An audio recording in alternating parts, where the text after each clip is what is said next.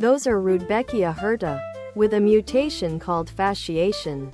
Seems to two things last forever. My tattoos, the love the first have for my dog shirt happen a lot with those guys.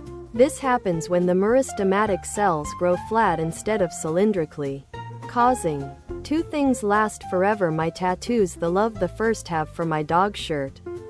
Tank top, V-neck. Ladies' tee for men and women. V-neck. Tank top. Is it possible that you detonated a nuke in that area around that time?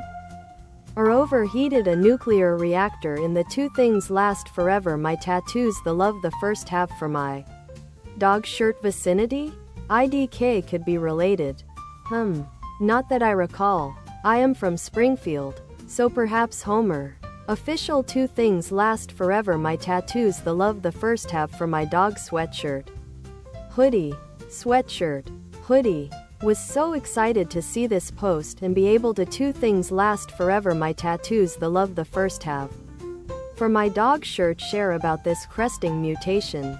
And then saw I was too late. Your explanation is so good and clear.